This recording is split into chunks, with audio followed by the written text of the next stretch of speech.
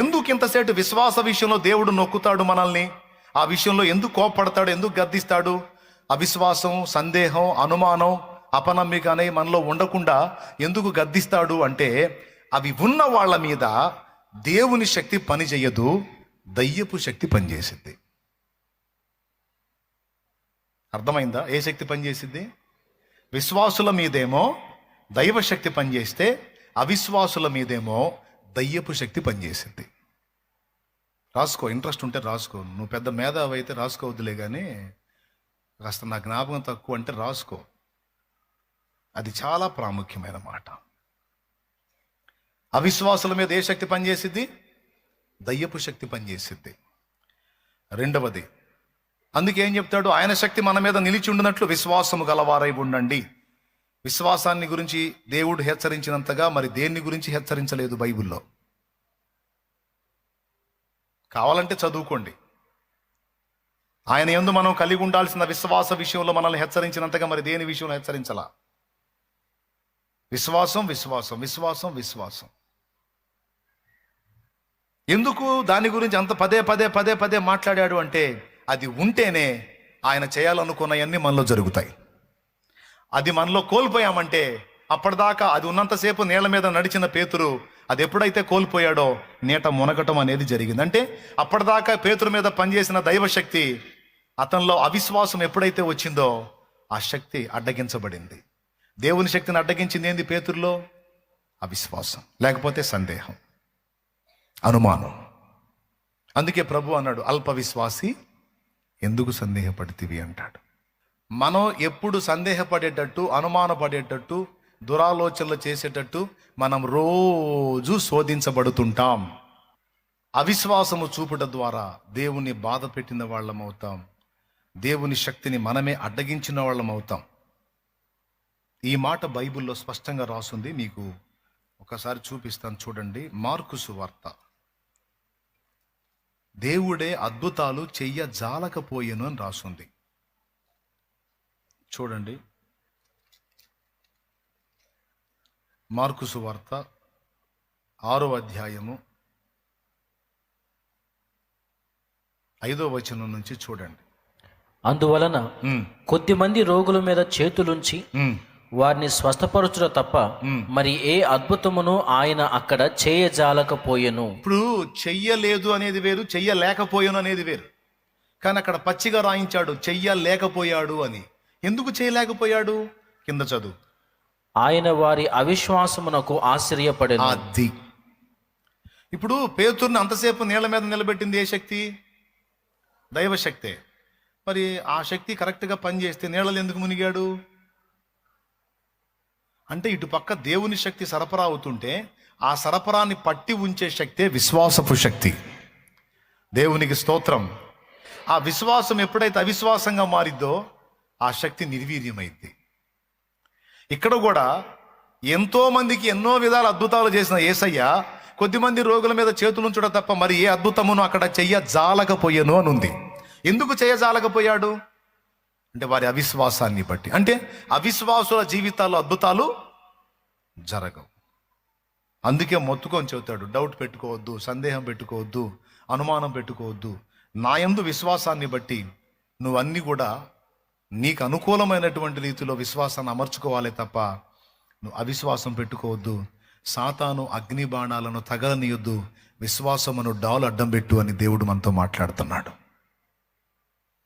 ఇది డైలీ మన జీవితంలో జరిగేదే. అందుకే మీకు ఇంతగా ఈ పాయింట్ గురించి నేను చెప్పాల్సి వచ్చింది. రెండో విషయం, మొదటి సంగతి ఏంటంటే, మనం సందేహపడినప్పుడు దేవుడు బాధపడతాడు, నొచ్చుకుంటాడు. అంతేకాదు మనతో మాట్లాడటం కూడా మానేస్తాడు. ఇది ఫస్ట్ విషయం, అబ్రహాం లైఫ్లో మనకు అర్థమైంది. రెండో విషయం ఇక్కడ మీరు చదివారు, సందేహపడే వాళ్ళ జీవితంలో వాళ్ళు సందేహపడేవే వాళ్ళ మీదకి వస్తాయి, కానీ దేవుని అద్భుతాలు జరగవు.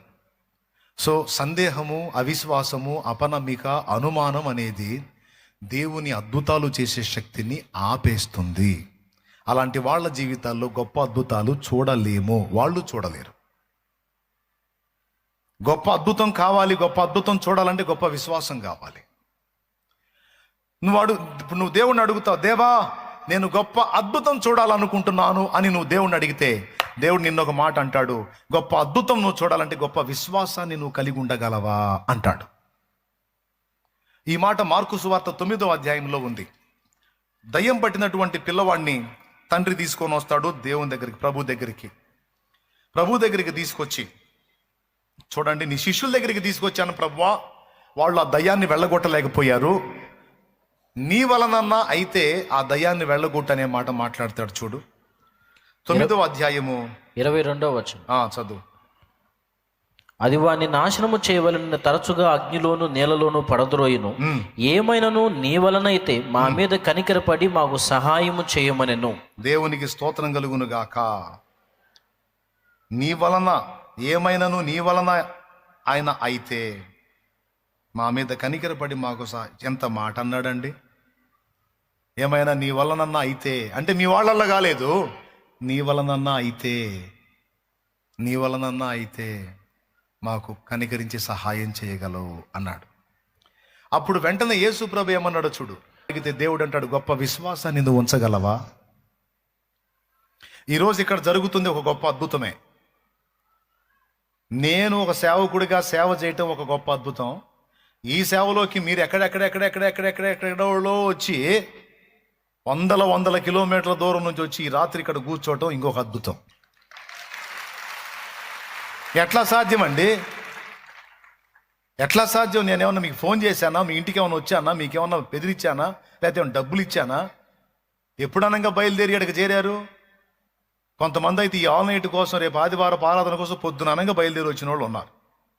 జర్నీ చేసి చేసి చేసి చేసి చేసి ఇందాక చేరారు ఇక్కడికి. అది ఎట్లా సాధ్యం? దేవా ఒక గొప్ప అద్భుతాన్ని చూపిస్తావా? దేవుని సమాధానం, ఒక గొప్ప విశ్వాసాన్ని నువ్వు ఉంచగలవా?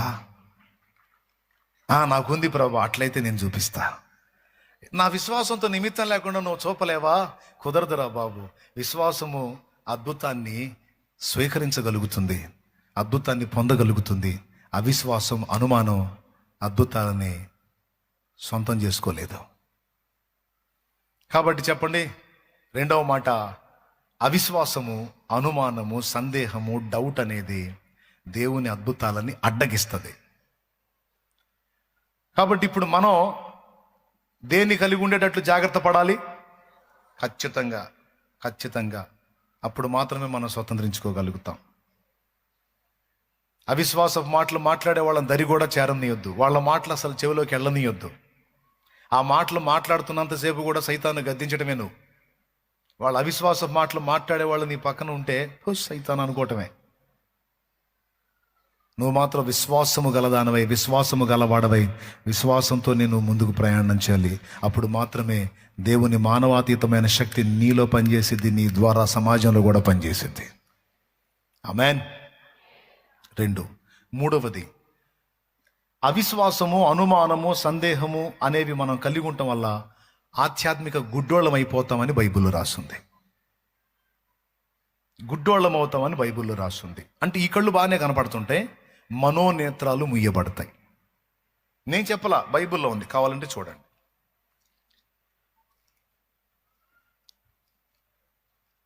కొరింథీయులకు రాసినటువంటి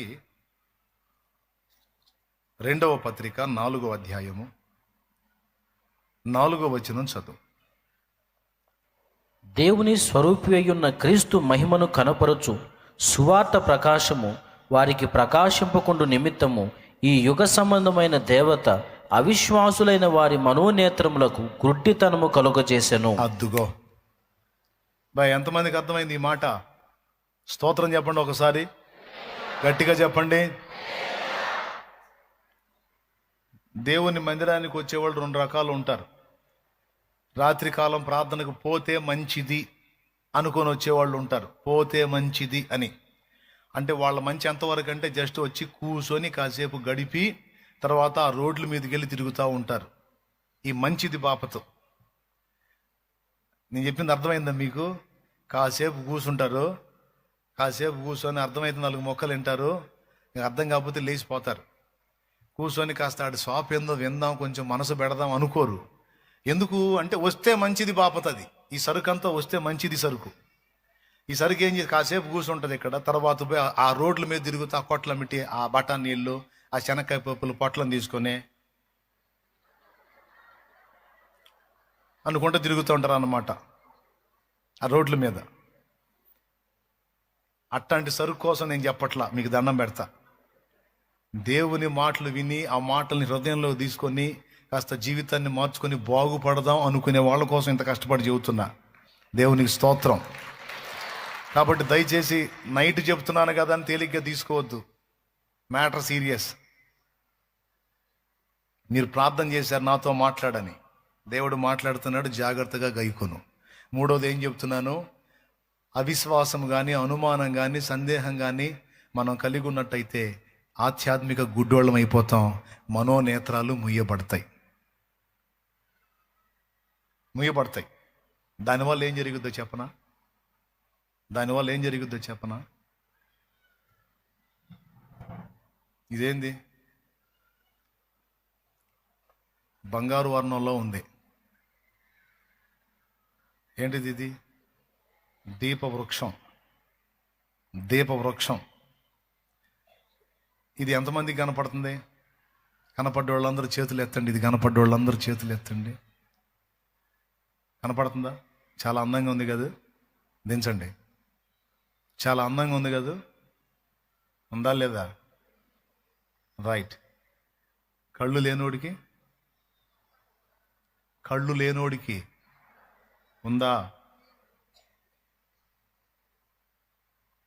ఉందా లేదా? లేదన్నంత మాత్రం లేదా? మరి కళ్ళు లేనోడికి అది.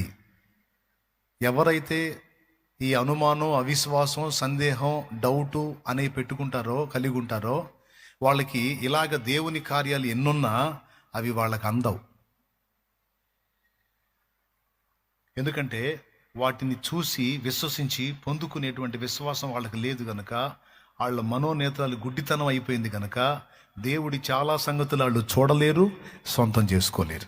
చాలా దేవుని దగ్గర ఉన్నవన్నీ కూడా మనోనేత్రాలు తెరవబడిన వాళ్ళకి అన్నీ సొంతం అవుతాయి, కానీ మనోనేత్రాలు ముయ్యబడిన వాళ్ళు, ఆత్మీయ చెవిటోళ్ళు, దేవుడి చాలా విషయాలు ఆత్మీయ గుడ్డోళ్ళు చెవిటోళ్ళు పొందుకోలేరు. వాళ్ళకి ఆ గుడ్డితనం చెవిటితనం ఎందుకు వచ్చిందో తెలుసా? అవిశ్వాసమును బట్టి వచ్చింది. అది ఎవరు కలిగిస్తారో తెలుసా? యుగ సంబంధమైన దేవత అన్నాడు. ఇప్పుడు ఇది బంగారు వర్ణంతో మెరిసిపోతున్న ఈ వస్తువు కళ్ళున్నోడు మాత్రమే చూడగలడు, ఆస్వాదించగలడు. కళ్ళు లేనోడు ప్రత్యక్ష గుడారములో దీపవృక్షము యాజ్ ఇట్ ఈజ్గా ఇలా ఉండేది, ఇలా ఉంటది అని నేను మీకు చూపించాను. మోషే ప్రత్యక్ష గుడారం, దేవుని యొక్క ప్రత్యక్ష గుడారములో, మోషే నిర్మించిన గుడారములో దీపవృక్షం యాజ్ ఇట్ ఈజ్గా ఇలా ఉంటది అని మీకు చూపిస్తున్నా. కళ్ళున్నోళ్ళందరూ ఆహా అని ఆస్వాదించారు. కళ్ళు లేనోడు ఏందంట అన్నట్టు ఉంటుంది. ప్రియులారా, మీరు గమనించాలి. కళ్ళు లేనివాడు ఇదిగో ఇన్ని విషయాలున్నా చూసి ఆస్వాదించలేనట్టు, చెవులు లేనివాడు కమ్మనైన సంగీతాన్ని కూడా స్వతంత్రించుకోలేనట్టు, అవిశ్వాసము కలిగిన వాళ్ళు, అనుమానించే వాళ్ళు, సందేహపడేవాళ్ళు దేవుని దగ్గర ఉన్న విషయాలన్నిటిని కూడా సొంతం చేసుకోలేక దరిద్రులై ఉంటారు. క్లియర్గా అర్థమైతే ధన్యుణ్ణి, అర్థం కాకపోతే మీ కర్మ. ఇంక నేను చెప్పను. దేవునికి స్తోత్రం. ఇంకెన్నిసార్లు చెప్పేది? ఇంత వైనంగా చెప్పి ఇన్నిసార్లు అడిది పిడిది అట్టుగా ఆమ్లెట్ కానీ తిరగేసి అటు తిరిగేసి ఇటు తిరిగి చెప్పి 3 సార్లు ఏం చెప్పా, ఇంక చెప్పను. అర్థమైందా? అర్థమైతే చేతులు ఎత్తండి. ఏం అర్థమైంది?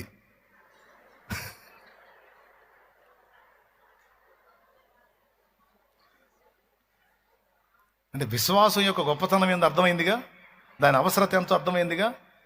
ఇప్పుడు చెప్పండి, నా దగ్గర ఈ దీపవృక్షం ఉంది, ఈ మైక్ ఉంది, లేకపోతే ఇదిగో స్క్రీన్లో నా మొహం కనపడుతుంది, నేను చూపించే కొన్ని. కానీ దేవుని దగ్గర సమృద్ధి చాలా ఉన్నాయి, నువ్వు పొందుకోవాల్సినవి. ఎందు నిమిత్తం పొందలేకపోతున్నాం చాలా సంగతులు అంటే అవిశ్వాసాన్ని బట్టి పొందలేకపోతున్నాం. ఓకేనా? 3. మొదటిది, దేవుడు బాధపడతాడు, దేవుడు అభ్యంతర పడతాడు, దేవుడు మనల్ని అయిష్టులుగా చూస్తాడు, దేన్ని బట్టి? అవిశ్వాసాన్ని బట్టి. ఇంకా రెండోది, మనల్ని అలా చేయాలనే సాతాను నిరంతరం శోధిస్తూ ఉంటాడు కనుక మనం జాగ్రత్త పడాలి. ఓకే. రెండవది వచ్చేసి అద్భుతాలు జరగవు. విశ్వసించిన వారి జీవితాల్లో కార్యాలు జరుగుతాయి, కానీ అనుమానించే వారి జీవితాల్లో, అవిశ్వాసుల జీవితాల్లో కార్యాలు జరగవు. ఇది స్పష్టం. మూడవది, విశ్వసించిన వాడు అన్నిటినీ స్వీకరించగలుగుతాడు, స్వతంత్రించుకోగలుగుతాడు, కానీ అవిశ్వాసి అయిన వాడి మనోనేత్రాలు గుడ్డితనం కలగజేస్తుంది కనుక దేవుని చాలా సంగతులు వాడు చూడలేడు, చాలా విషయాలు వాడు స్వీకరించలేడు. నేను ఎంత సంగీతం పాడినా చెవిటోడికి ఏమి వినపడింది?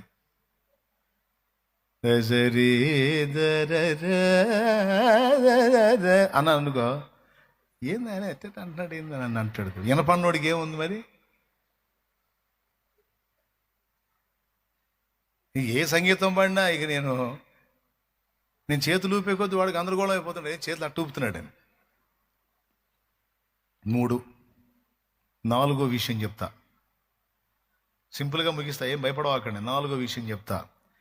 విశ్వసించిన వాళ్ళే విశ్రాంతిలో ఉండగలుగుతారు, విశ్వసించని వాళ్ళు విశ్రాంతి కోల్పోతారు. విశ్రాంతి అంటే తెలుసా? నెమ్మది కలిగి ఉండుట. దేవుని యందలి విశ్వాసము గలవారు పెను తుఫానులో కూడా నెమ్మదిగా ఉంటారు. పెను తుఫానులో నాదు ప్రశాంతత, నా వేదనలో దివ్యాదరణ. పెను తుఫానులో నాదు ప్రశాంతత, నా వేదనలో దివ్యాదరణ. పాట అంతా అవసరం లేదు, 2 ముక్కలు చాలు. పెను తుఫానులో నాదు ప్రశాంతత. తుఫాన్లో ప్రశాంతత ఎట్టుంటుందండి? గుండెలు అదిరిపోతుంటాయి. అయితే పెళ్ళ ఉరుములు ఉరుముతా, మెరుపులు మెరుస్తా, గందరగోళంగా అయిపోతుంటే ప్రశాంతత ఉంటుందా? కానీ విశ్వసించేవాడికి ఉంటుందంట, విశ్వసించేవాడికి ఉంటుందంట. దేవునికి స్తోత్రం కలుగును గాక. హల్లెలూయా. చెప్తాను, కావాలంటే చూడండి. విశ్వసించిన వారే విశ్రాంతిలో ఉండగలుగుతారు, అవిశ్వాసులు విశ్రాంతి కోల్పోయి వేదనలో బతుకుతారు. మనం అలా వేదనలో ఉండటం దేవునికి ఇష్టం లేదు. అందుకే విశ్వాసము గలవారై విశ్రాంతిలో ఉండండి అని చెప్తున్నాడు. చూస్తారా? హెబ్రీ పత్రిక 3:18 చదువు. తన విశ్రాంతిలో ప్రవేశింపరని ఎవరిని గూర్చి ప్రమాణము చేసెను? అవిధేయులైన వారిని గూర్చియే కదా. కాగా అవిశ్వాసము చేతనే వారు ప్రవేశింపలేకపోయేదని గ్రహించుచున్నాము. దేవుని విశ్రాంతి అనేది ఒకటి ఉందంట. దేవుని విశ్రాంతి అనేది ఒకటి ఉందంట. ఆ విశ్రాంతిలోనికి ఎవరు ప్రవేశిస్తారంటే విశ్వాసులే ప్రవేశిస్తారంట. మరి అవిశ్వాసులు ఏం చేస్తారు?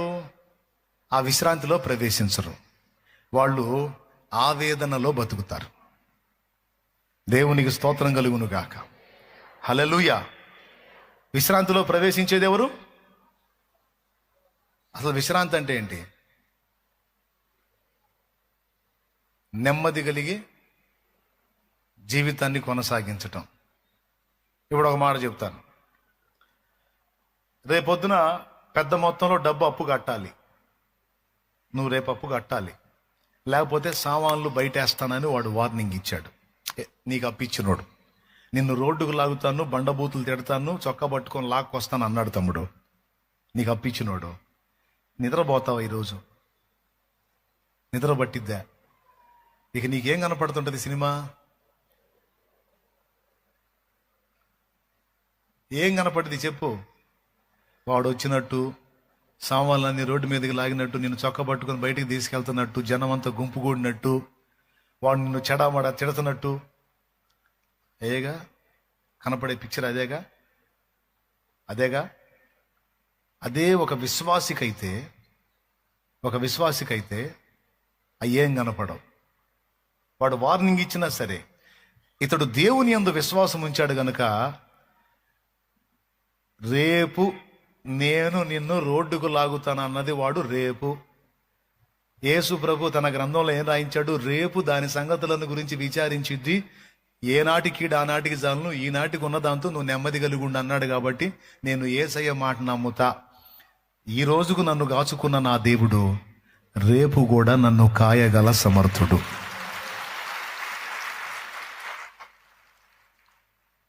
ఆయన సెలవు అయితేనేగా వాడు నన్ను చొక్కా పట్టుకొని లాక్కొని పోయేది. ఆయన సెలవు అయితేనేగా నా సామాన్లు వాడు ముట్టి బయట వేయగలిగేది. ఈ నైట్లో దేవుడు ఏమైనా చేయొచ్చు. స్తోత్రం, హల్లెలూయా. ఈ నైట్లో దేవుడు ఏమైనా చేయొచ్చు. కాబట్టి నేనెందుకు కంగారు పడాలి? అవిశ్వాసులు భయపడ్డట్టు నేనెందుకు భయపడాలి? నేను నమ్మిన వాణిని, ఇదే పాట. ఇక రెండో పాటలు, సిగ్గుపడనెన్నడు నేను నమ్మిన వాణిని ఎరుగుదును, సిగ్గుపడనెన్నడు, సిగ్గుపడనెన్నడు, నన్ను బలపరచువాని యందే సమస్తమునే చేయగలను. దేవునికి మహిమ. రేపు కాదు, సాయంత్రం దానికైనా సరే ఈ పూట విశ్రాంతిలోనే ఉంటారు విశ్వాసం గల్లవాళ్ళు. అదే అవిశ్వాసులు ఇక వాళ్ళు నిద్రపోరు, ఇంటి వాళ్ళని నిద్రపోనీరు. ఇక వాళ్ళు దిగులు పడతారు, ఇంటి మొత్తాన్ని దిగులు పెడతారు. అంతే, వాళ్ళు మనశ్శాంతి గుండ్రా ఇంటి మొత్తాన్ని ఏడిపిస్తుంటారు. ఇప్పుడు ఈ బాబతు మీలో చాలా మంది ఉన్నారు. అబద్ధాలు ఆడకుండా చెప్పండి, ఉన్నారా లేదా? రేపు సమస్య ఉంది అంటే ఈరోజు నిద్రపోతావా నువ్వు? దేవుడు అంటున్నాడు నోరు మూసుకొని నిద్రపో అంటున్నాడు. ఎట్ట నిద్ర పట్టిద్ది ప్రభు అంటే, విశ్వాసం ఉంటే నిద్ర పట్టిద్ది, నువ్వు నిద్రపో అంటాడు. మర్యాదగా నిద్రపోకపోతే ఊరుకొని అంటాడు దేవుడు. ఇది ఎక్కడనే తండ్రి, రేపు వాడు ఏం దాడి చేస్తాడో నాకు టెన్షన్ పడుతుంటే నిద్రపోమంటే, నిద్రపోతేనే నువ్వు విశ్వాసివి. నా మీద నమ్మకం ఉందా? ఎందుకు లేదు, బోల్డ్ అంత ఉంది. ఉంటే ఇంక నోరు మూసుకొని నిద్రపో, నిద్రపో అంతే. నా మీద విశ్వాసం ఉందా? ఉంది తండ్రి. అట్లయితే ఏడుపు మొఖం తీసేసి నవ్వుతా ఉండు. నువ్వు వాడి ముందే నవ్వుతా తిరుగు బజార్లో.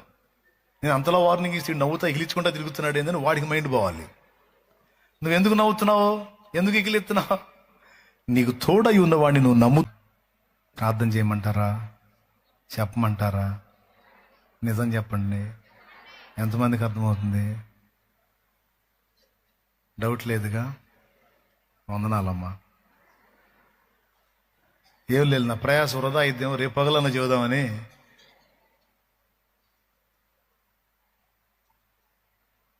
నేను చాలాసార్లు మీకు కూటమి ముగింపులో వార్నింగ్ ఇచ్చి పంపిస్తాను, మర్యాదగా నవ్వుతా పోండి, సంతోషంగా ఉండండి అని. ఏడుపు కొట్టు మొఖాలు వేసుకుని ఉండవాకుండా నేను చెబుతాను. ఎందుకు తెలుసా? ఏడుపు కొట్టు మొఖాలు వేసాయికి నచ్చవు. కొంతమంది ఎప్పుడన్నా చూడు, చూద్దామన్న మొఖాల్లో కళాకాంతి నవ్వు ఏం ఉండదు. ఎప్పుడన్నా చూడు, నాకు పెడదామన్నా రాదా ముఖం? ఆ ఏడుపు కొట్టు ముఖం పెడదామన్నా రాదు నాకు. ఎందుకు ఏడుపు కొట్టు ముఖం పెట్టుకొని కూర్చోవాలి? ఆయనకు తెలియకుండా ఏం జరిగింది? జరిగిందంత కీడుది మేలుగా మార్చగలిగే సమర్థుడైతే ఆయన సెలవు లేకుండా మనల్ని ముట్టేది ఎవరు? ఆయన సెలవు లేకుండా మనల్ని అధిగమించేది ఎవడో? ఆయన సెలవు లేకుండా మన చేతిలో తీసుకొని పోయే దమ్ము ఎవడుకుంది? ఎవరికుంది? మరి ఎందుకు కంగారుగా ఉండాలి మనం? ఎందుకు అశాంతిలో ఉండాలి? ఎందుకు ఆవేదనలో ఉండాలి? నా తండ్రి ఏం చెప్పాడు? విశ్రాంతిలో ఉండి బిడ్డ నువ్వు అన్నాడు. నీకు విశ్వాసం ఉందా? ఉంది తండ్రి. ప్రశాంతంగా ఉండు అన్నాడు. ప్రశాంతంగా ఉండు. ఎట్ట జరిగిద్దో అని అయ్యే ఆ ఎగస్టాలే వద్దంటుంది అంటాడు ఆయన. ఆ ఆందోళనే వద్దు, నా మీద నమ్మకం ఉంది. ఉంది ప్రభా, ప్రశాంతంగా ఉండు, అంత తిను, హాయిగా నిద్రపో, సంతోషంగా ఉండు. ఇంట్లో కుంగిపోయిన వాళ్ళని కూడా లేవనెత్తు, వాళ్ళకు కూడా ధైర్యం చెప్పు. నా తండ్రి ఉన్నాడు, ఆయనే చూసుకుంటాడని నా మీద ఈ భారం ఎయ్. కాదులే ప్రభా, నువ్వు ఎట్ట చేస్తావో అని. మరి ఏం చేద్దాం? భేదోడిని అయిపోయే, బలహీనుడిని అయిపోయే, మరి ఏం చేద్దాం? నన్ను కూడా నువ్వే అప్పుడప్పుడు ఎక్కదెత్తంటివి, ఎట్ట చేస్తావో అని. పనికి మాలిందని అంటాడు ఆయన. పనికి మాలి ఎన్నిసార్లు చెప్పాలి? పనికి మాలింది ఆయన. ఆ ఏడుపు కొట్టు ముఖం తీసేసి నవ్వుతా ఉండమని, సంతోషంగా ఉండమని. అవిశ్వాసులకు మనల్ని చూసినప్పుడు ఆశ్చర్యం కలగాలి. అరే ఇన్ని రకాల బాధలు ఉండి ఎంత బాగుంటున్నది, ఎంత సంతోషంగా ఉన్నది, ఎట్లా ఇది? వాడే వచ్చి అడగాల, ఎట్లా ఇది అని. ఎట్లా ఇది అంటే నువ్వు కూడా నాతో పాటు అని చెప్పాలి మనం. ఎట్లా ఇదేందిరా బాబు, నేను నమ్మినవాడు సర్వశక్తి గల దేవుడు, ఆయనే చెప్పాడు నాకు అసాధ్యమైనది ఏదీ లేదని. కాబట్టి ఆయనను బట్టి నాకు ఈ ధైర్యం ఉంది, నాకు ఈ విశ్రాంతి ఉంది. రైట్. నాలుగో మాట ఏంటి? నాలుగో మాట, విశ్వాసము గలవారే విశ్రాంతిలో ఉంటారు. విశ్రాంతిలో ఉండమని నా దేవుడు మాట్లాడాడు. నువ్వు విశ్రాంతిలో, ఆయనను బట్టి విశ్రాంతిలో ఉంటే ఆయన సంతోషిస్తాడు. నువ్వు హ్యాపీగా ఉంటే ఆయన హ్యాపీ. నువ్వు ఏడుపు కొట్టు మొహం వేసుకొని నువ్వు తడవకి ఇంత చీదేస్తా ఉంటే ఆయనకి సీతర పుట్టిద్ది. పక్కన వాళ్ళకే సీతర పుట్టినప్పుడు ఆయనకి సీతర పుట్టదేంది? పనికి మాలిన దానికి ఎన్నిసార్లు చెప్పినా దరిద్రపేడు మానుకోదు. ఈ పనికి మాలోడికి ఎన్నిసార్లు చెప్పినా మార్చుకోడు, పాడలేదని నీ కర్మ సావు అంతే సావని వదిలేస్తాడు. ఇంకేం చేస్తాడు మరి? తలకైనా తట్టడు అనుమానం పెట్టుకుని బతుకుతుంటే ఆయన మాత్రం ఏం చేస్తాడు? సరే అనుభవించరా నీ కర్మ అంటాడు. బాబా అర్థమవుతుందా నాయన? నిజంగా అర్థమవుతుందా? షో చేస్తున్నారు అర్థం అయినట్టు. స్తోత్రం. అది బాగా అర్థమైద్దని అనుకుంటున్నాను నేను. నాలుగో విషయం చెప్పాను, విశ్రాంతిలో ఉండాలి అంటే విశ్వాసం గలవాడే. పెను తుఫాను లాంటి సమస్యలున్నా విశ్వాసం ఉన్న వాళ్ళు ఏం చేస్తారు? తల్లి ఒడిలో శుభ్రంగా పాటలు పెట్టుకుంటారు. సంతోషమే సమాధానమే. అవిశ్వాసులకు ఏడుపు కావాలి, పక్కన మన చుట్టూ ఉన్న అవిశ్వాసులకు ఆశ్చర్యం కలగాలి. ఎట్లా ఇది సాధ్యం? దేవుని బట్టి సాధ్యం.